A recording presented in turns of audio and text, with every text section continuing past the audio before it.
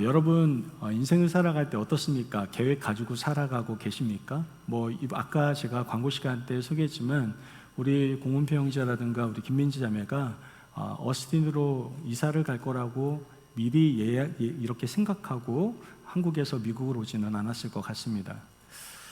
우리는 인생을 살아갈 때 늘 불확실성 속에 살아가는 것 같습니다.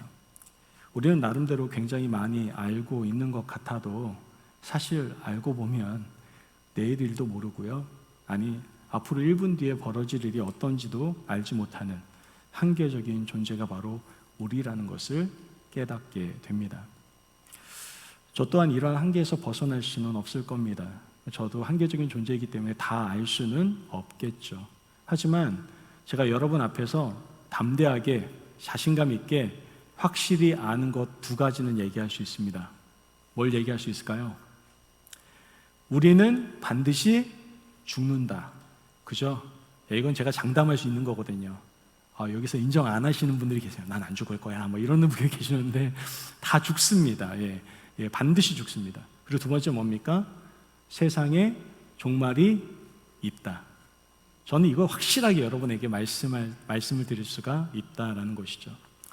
히브리서 9장 27절 말씀을 보면요. 같이 한번 읽어볼까요? 시작. 한 번 죽는 것은 사람에게 정해진 것이요 그 후에는 심판이 있으리니. 아멘.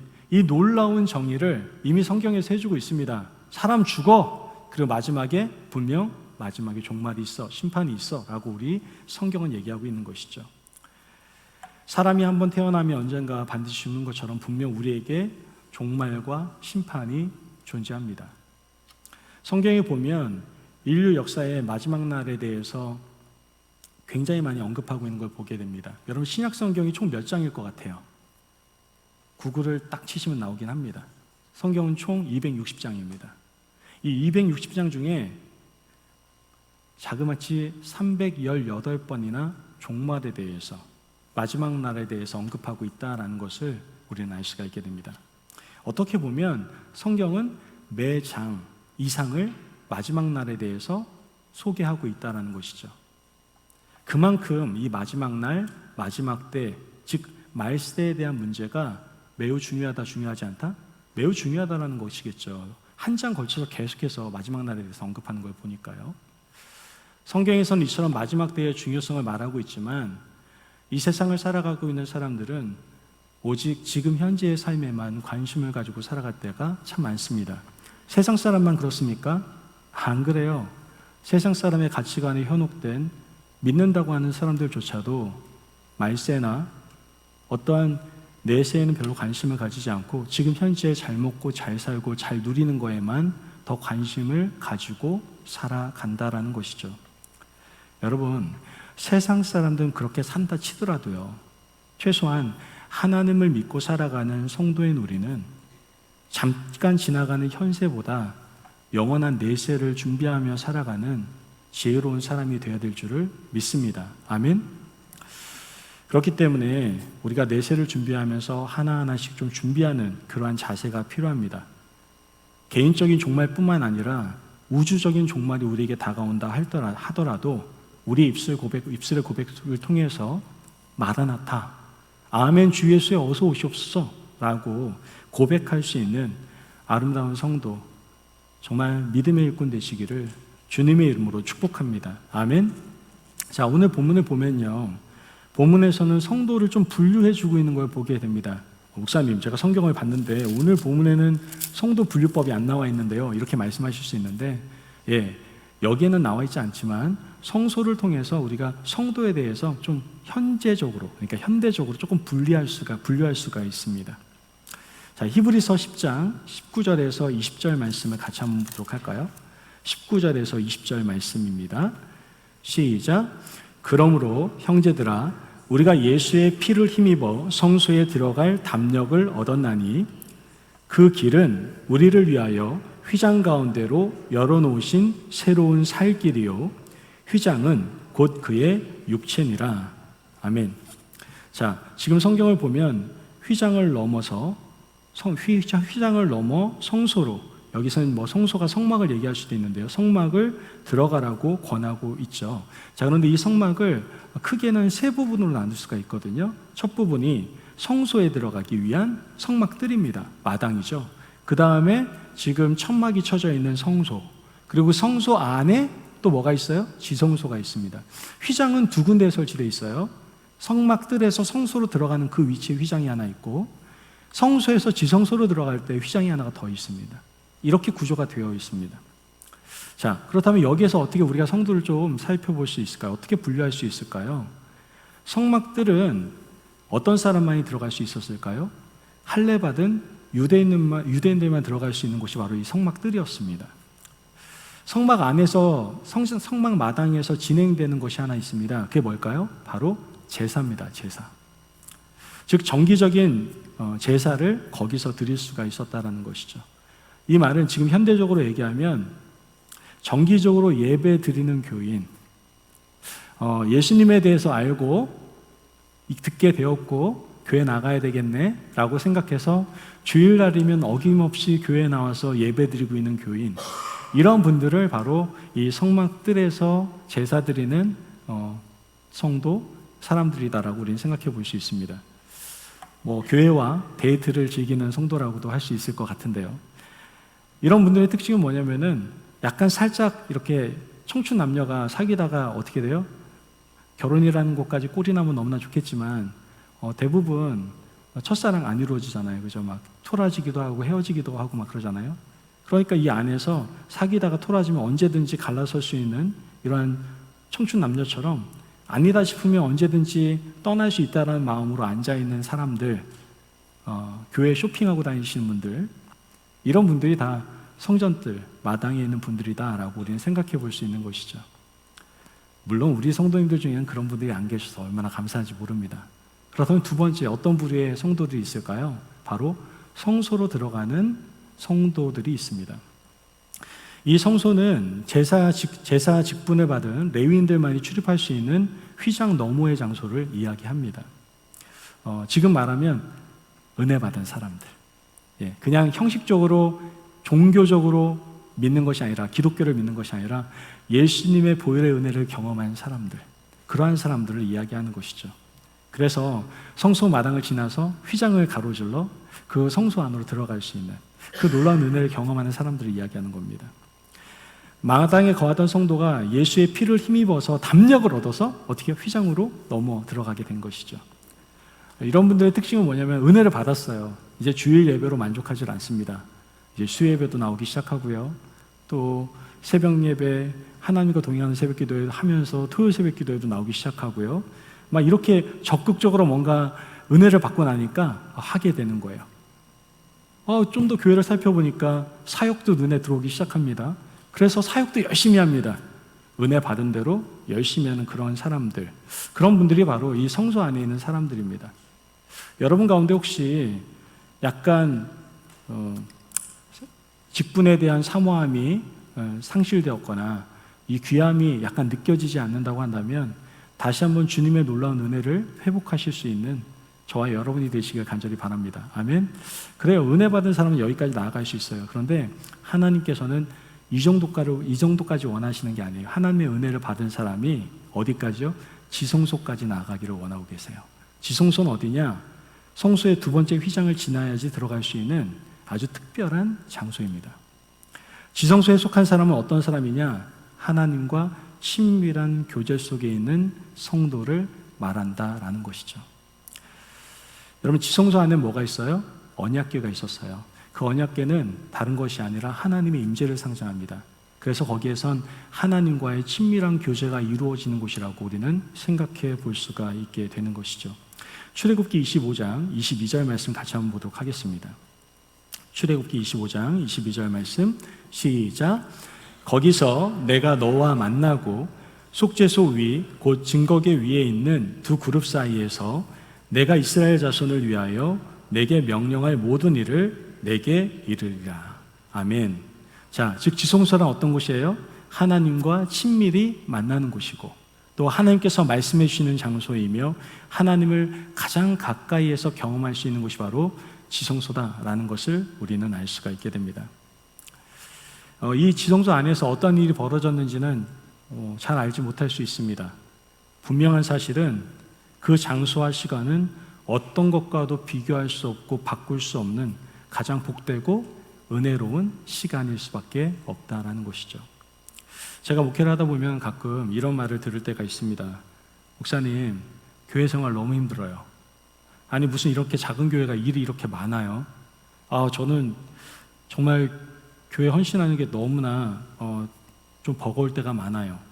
여성교회 왜 이렇게 많아요? 교회 모임도 너무나 많고 여러 가지 교회에 대해서 어려움을 이렇게 토로하시는, 이렇게 저한테 얘기하시는 분들이 가끔 있습니다. 이러한 생각이 든다는 게 다른 것이 아닙니다. 지성소에 대한 경험이 아직 어떻게 해요? 못했기 때문에 그렇습니다. 분명히 힘든 것은 사실입니다. 어떻게 일을 하는데 안 힘들 수가 있겠어요? 힘든 것은 사실이지만 더 중요한 것은 그 힘든 것을 덮을 만한 큰 기쁨과 평안함이 우리가 지성소를 갈망할 때에 부어질 수 있는 것들이기 때문에 그렇습니다. 저는 간절히 소망합니다. 저와 여러분이 두 번째 휘장을 지나서 하나님과의 친밀한 교제를 나눌 수 있는 그 지성소를 경험하시기를 주님의 이름으로 축복합니다. 아멘. 저는 여기 계신 분들 중에서 그러한 분명 지성소를 경험하신 분들이 있을 거라고 저는 믿습니다. 당연히. 그래서 지금도 헌신하고 계시는 것이고 다른 분들을 섬기고 계시는 것이고 예배를 사모하고 계시는 것 아니겠습니까? 저는 이렇게 두 번째 휘장을 넘어서 지성소를 경험하는 성도들이 바로 신실한 예배자다라고 생각을 합니다. 그래서 오늘 여러분들과 함께 신실한 예배자의 삶이 어떠한 삶인가를 세 가지를 통해서 함께 말씀 나누고 정리를 해보려고 합니다. 여러분, 신실한 예배자의 삶을 통해서 교회는 더욱더 아름답게 건강하게 또한 신실한 공동체로 세워지게 될 겁니다. 자, 그렇다면 신실한 예배자의 삶은 어떠한 삶입니까? 첫째, 소망 가운데 서로 세우는 삶이 바로 신실한 예배자의 삶입니다. 어떻다고요? 소망 가운데 서로 세우는 거예요. 히브리서 10장 23절 말씀을 보면 또 약속하신 이는 믿으시니 우리가 믿는 도리의 소망을 움직이지 말며 굳게 잡고 이렇게 얘기합니다. 우리의 삶은요, 연속성상이 있습니다. 기쁘고 행복한 일도 있지만 때로는 힘들고 또 괴롭고 어려운 일도 우리 가운데 존재한다는 것이죠. 그러다 보니 참 인생에 기쁨이 없다, 낙이 없다 이렇게 말하는 사람들도 있습니다. 그러나 어떠한 순간이든지 지성소 안에 들어가서 하나님과의 친밀한 교제를 나누는 신실한 예배자는 소망 가운데 살아갈 수가 있게 된다는 거예요. 왜냐? 이 지성소 안에서 하나님과 친밀한 교제를 나누는 사람들은 이 땅의 것이 전부가 아니라 하늘 소망을 품으며 살아가기 때문에 그렇습니다. 여러분, 하나님께 가까이 나가는 믿음을 우리는 보통 관계로 표현을 많이 합니다. 믿음? 이건 관계로 표현될 수 있는 거거든요. 우리를 자신과의 깊은 인격적인 교제로 인도하시는 하나님은 어떤 분이시라고 성경은 얘기합니까? 믿으신 분이라고 얘기했어요. 믿으신 분이란 뭐예요? 믿을 만한 분, 신실하신 하나님이기 때문에 우리는 소망의 확신을 가지고 살아갈 수가 있게 된다라는 것이죠. 세상에 많은 사람들은요, 안개 같은 현실 속에서 소망을 두고 살아갑니다. 하지만 세상 사람들이 추구하는 이 세상의 모든 것들은요, 앞서 말한 것처럼 정말 안개 같은 것이고요, 한계를 가지고 있으며 믿을 만한 것이 전혀 될 수 없다라는 것이죠. 결국은 썩어지고 없어질, 절대로 우리의 소망이 될 수 없는 것들을 우리는 이 땅 가운데서 보게 됩니다. 그래서 솔로몬은 뭐라고 얘기합니까? 그렇게 이 땅 가운데 부귀영화를 누렸지만 결국은 헛되고 헛되니 모든 것이 헛되도다라고 얘기하지 않습니까? 그렇습니다. 이 땅에 있는 모든 것들은 소망을 둘 수 없습니다. 하지만 신실한 예배자의 삶을 가지고 살아갈 때, 주님과의 인격적인 친밀한 교제 속에서 우리가 살아갈 때 바로 하나님 안에서 우리는 하늘 소망을 품으며 살아갈 수가 있게 된다라는 것이죠. 신실한 예배자는 절대로 이 땅에 소망을 두지 않습니다. 언제나 하늘의 소망을 둡니다.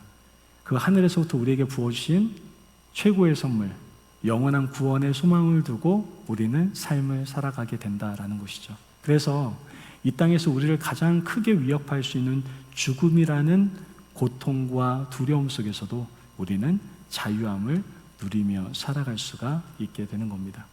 여러분 혹시 죽음에 대한 두려움을 가지고 계십니까? 하나님께 소망을 두십시오. 신실한 예배자의 삶을 사십시오. 그러면 그 두려움이 사라지고 여러분 가운데 죽음 가운데의 자유함과 평안함이 여러분 삶 가운데 임하게 될 줄을 믿습니다. 아멘. 여러분 우리는 오직 예수님께만 소망을 두고 있어요. 하늘 소망을 두고 있다고요. 그래서 예수님이 재림하실 때 우리는 언제나 기대할 수밖에 없습니다. 믿지 않는 사람들은 예수님이 재림하시는 그날이 심판의 날이기 때문에 굉장히 두려울 수밖에 없겠지만 우리는 예수님이 재림하시는 날이 바로 천국을 누리는 삶이에요. 이젠 본격적으로 하나님의 영광 가운데 거하며 하나님과 친밀한 교제를 나누는 그런 복된 시간이 바로 재림의 그 순간입니다. 그러한 소망을 우리는 가지고 살아간다라는 것이죠. 그러므로 매일 삶 속에서 세상에 대한 소망을 두므로 낙심하며 살아가지 마시고 하늘에 소망을 두고 살아가실 수 있는 저와 여러분이 되시길 주님의 이름으로 축복합니다. 아멘. 두 번째, 우리가 신실한 예배자라고 한다면 사랑과 선행을 격려하는 삶을 살아가게 됩니다. 어떻게요? 사랑과 선행을 격려하는 삶을 살아가게 돼요. 히브리서 10장 24절 말씀 같이 한번 보도록 합니다. 히브리서 10장 24절 말씀입니다. 시작. 서로 돌아보아 사랑과 선행을 격려하며. 아멘. 자, 서로 돌아보며 어떻게 해요? 사랑과 선행을 격려하라고 성경은 얘기합니다. 그리스도의 사랑을 기초로 한 모든 일과 봉사는 바로 선행이다라고 우리는 생각해 볼 수 있습니다. 아무리 훌륭한 일이라고 할지라도 그 안에 사랑이 없다면 여러분 그것은 무익한 것이 됩니다. 그것이 성경이 우리에게 말하고 있는 겁니다. 굉장히 섬김도 많이 하시고 봉사 많이 하시는 분들 계시잖아요. 근데 그 안에 사랑이 없다면 죄송합니다. 성경은 무익한 것이다라고 얘기를 합니다. 고린도전서 13장 1절에 3절 말씀은 사랑에 대해서 우리에게 잘 설명해 주고 있습니다. 같이 한번 읽어볼까요? 시작. 내가 사람의 방언과 천사의 말을 할지라도 사랑이 없으면 소리나는 구리와 울리는 괭가리가 되고 내가 예언하는 능력이 있어 모든 비밀과 모든 지식을 알고 또 산을 옮길 만한 모든 믿음이 있을지라도 사랑이 없으면 내가 아무것도 아니요 내가 내게 있는 모든 것으로 구제하고 또 내 몸을 불사르게 내줄지라도 사랑이 없으면 내게 아무 유익이 없느니라. 아멘. 믿으십니까? 아멘. 말씀에서는 분명히 얘기합니다. 사랑이 없으면 우리에게 아무 유익이 없다라고 얘기를 합니다. 어떻게 보면 사랑은요, 하나님께서 인간이 우리에게 주신 최고의 복 중에 복이다라고 우리는 이야기할 수 있습니다. 그런데 우리가 맞이해야 될 마지막 날, 그 말세에는요, 징조가 있는데 그 징조 중에 하나가 뭐예요? 바로 사랑이 식어진다라는 겁니다. 마태복음 24장 12절 말씀을 보면 불법이 성함으로 많은 사람의 사랑이 식어지리라 이렇게 얘기를 합니다. 마태복음 24장 12절 말씀이에요. 어떻게 해요? 사랑이 식어진다라고 분명히 말씀을 하고 있죠. 안타깝게도 세상의 사랑이 점점 식어집니다. 그러니까 인간으로서 저렇게까지 할 수 있을까라는 일들이 너무나도 비일비재하게 일어나고 있습니다. 그런데 이게 세상에서만 일어나는 것이 아니라 지금 현재 우리 교회 안에서도 사랑이 식어진 모습들이 너무나도 많다라는 것이죠. 우리가 살아가는 이 시대는 개인주의와 이기주의가 팽배한 시대인 것 같습니다. 그러다 보니 이런 이기주의와 또한 개인주의가 교회 안에도 스며들어요. 그래서 나만 편하면 돼, 나만 피해 안 보면 돼, 이렇게 생각하며 신앙생활 하시는 분들이 계십니다. 어떻게든 그분들 안에는 타인을 위한 사랑을 찾아볼래야 찾아볼 수가 없다라는 것이죠. 여러분, 교회라고 할지라도 만약 그 교회 가운데 사랑이 없다면, 그리고 성도다라고 할지라도 그 성도 안에 사랑이 없다면 그것은 교회도 아니고 여러분 그 성도도 아닙니다. 천국은 사랑이 충만한 곳이고 지옥은 어떤 곳일까요? 반대로 미움과 시기와 질투가 가득한 곳일 겁니다. 다시 말해서 사랑이 없는 곳이 지옥이에요. 저는 우리 교회가 지옥되지 않았으면 좋겠습니다. 서로 사랑이 가득한, 사랑이 식지 않는, 하나님의 사랑으로 완전히 덮여진 그러한 교회가 우리 임마누엘 교회 되기를 주님의 이름으로 축복합니다. 아멘. 이런 점에서 볼 때 여러분, 천국 백성들이라고 하면서 지옥에 살고 있는 사람들이 과연 얼마나 많을까요? 성경은 분명 하나님은 뭐라고 얘기합니까? 사랑이시다라고 분명히 얘기합니다. 우리를 향한 하나님의 사랑은 말로 표현할 수 없어요. 이미 자연을 통해서도 우리는 하나님의 사랑을 느끼지 않습니까? 제가 SNS를 잘 안 하는데요, 유일하게 하는 것 중에 하나가 페이스북입니다. 이 페이스북을 보다 보면은 믿음이 있으신 분들이 가끔 글을 올려요. 그러면은 자신의 일상 가운데 펼쳐지는 많은 일들에 대해서 글을 올립니다. 그리고 그 가운데에서 하나님의 손길에 대해서 적어놓는 것을 가끔 보게 됩니다. 그렇습니다. 우리 일상, 모든 우리의 삶의 일거수일투족 모든 것이 다 하나님의 은혜임을 우리는 경험할 수밖에 없다는 것이죠.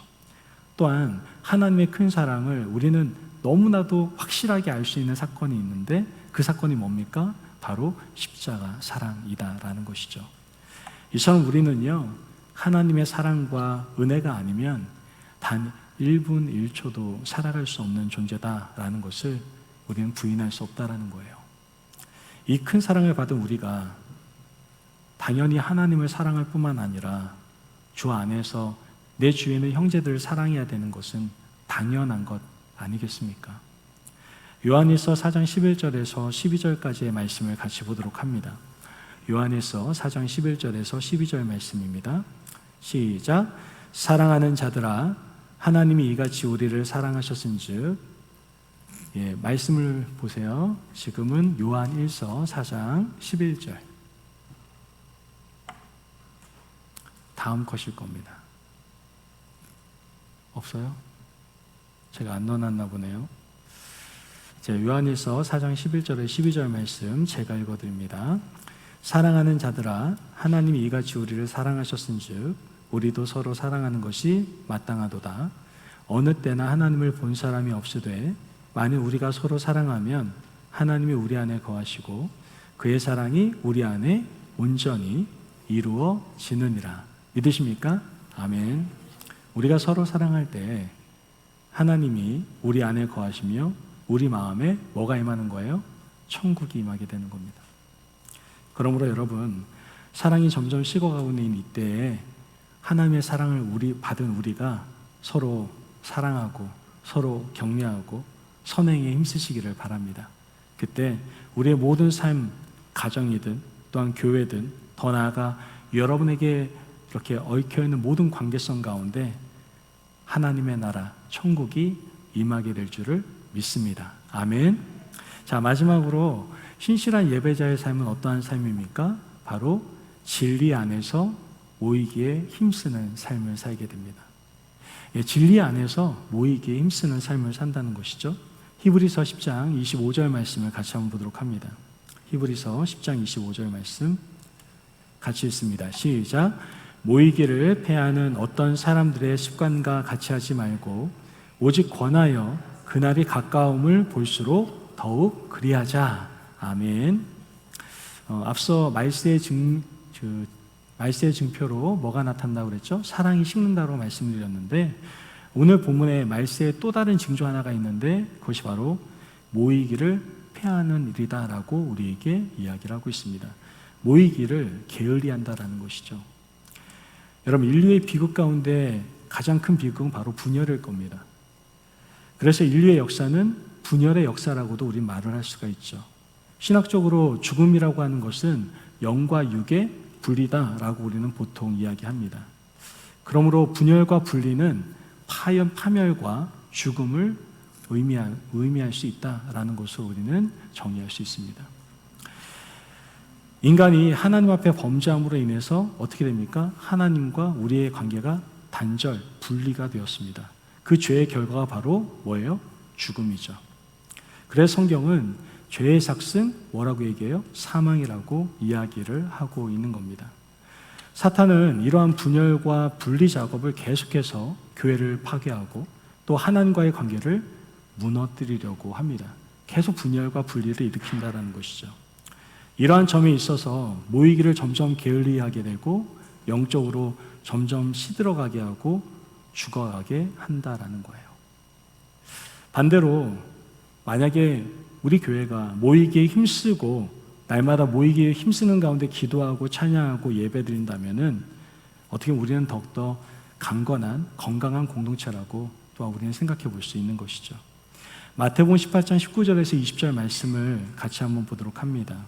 마태복음 18장 19절에서 20절 말씀 시작. 진실로 다시 너희에게 이르노니 너희 중에 두 사람이 땅에서 합심하여 무엇이든지 구하면 하늘에 계신 내 아버지께서 그들을 위하여 이루게 하시리라. 두세 사람이 내 이름으로 모인 곳에는 나도 그들 중에 있느니라. 아멘. 여러분, 이 말씀이 무슨 뜻입니까? 하나님께서는 성도가 한 마음 한 뜻이 되어서 모이는 곳에 임재하시겠다라는 거예요. 임재하셔서 그들의 예배와 기도를 연락 받으신다라고 말씀을 하고 계시는 겁니다. 여러분, 우리가 사는 이 세상 쉽지 않습니다. 계속 언급해 드리지만 우리에게는 언제나 환난과 역경, 그다음에 고난들이 찾아올 수 있습니다. 그래서 그러한 일들로 인하여 우리는 상처를 받기도 하고 피곤해서 또한 쓰러질 때도 있습니다. 낙심하고 실망할 때도 있죠. 정말 홀로 살아간다는 것이 참 쉽지 않은 세상입니다. 그래서 성도들은 모이기에 힘써야 되는 거예요. 진리 안에서 모여서 낙심하고 힘들고 좌절한 영혼들을 일으켜주고 위로해주고 격려해주고 사랑으로 보다듬어 줄 수 있어야 된다라는 것이죠. 그래서 히브리서 10장 25절 말씀 제가 다시 한번 읽어드리지만 계속해서 모이기에 힘쓰라고 얘기를 하는 겁니다. 25절 말씀에 모이기를 피하는 어떤 사람들의 습관과 같이 하지 말고 오직 권하여 그날이 가까움을 볼수록 더욱 그리하자, 이렇게 말하는 겁니다. 여러분, 성도들의 모임은 개개인에게 큰 은혜가 될 수 있습니다. 특히 성도들이 예수님 안에서 진리 안에서 모이게 된다면 여러분들 가운데 그 생명의 기쁨, 자유함의 기쁨, 평안의 기쁨이 항상 흘러 넘치게 될 줄을 믿습니다. 아멘. 그러므로 교회 안에 혹시나 모이기에 힘쓰기를 방해하는 요소들이 있다면 여러분들 빨리빨리 눈치껏 제거해 주시기를 바랍니다. 교만이 있다면, 시기가 있다면, 질투가 있다면, 원망이 있다면, 불평이 있다면, 내 안에 열등감이 있다면, 이렇게 분열을 초래하는 모든 요소들이 있다면 우리는 뿌리째 뽑을 수 있어야 됩니다. 이런 것들은 절대로 하나님의 것이 아닙니다.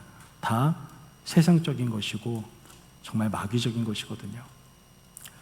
오직 진리 안에서, 예수님 안에서 모이기에 힘쓰실 수 있는 저와 여러분이 되시길 주님의 이름으로 축복합니다. 아멘.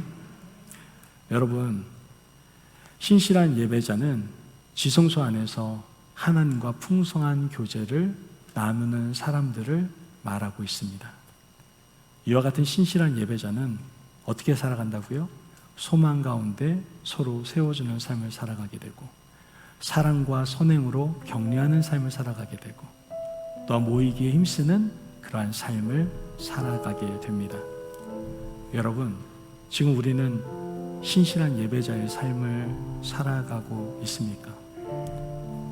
신실한 예배자의 삶을 통해서 신실한 예배가 드려지고 신실한 교회, 신실한 가정, 신실한 하나님의 나라가 세워지는 놀라운 역사가 저와 여러분 가운데 임하기를 주님의 이름으로 축복합니다. 아멘.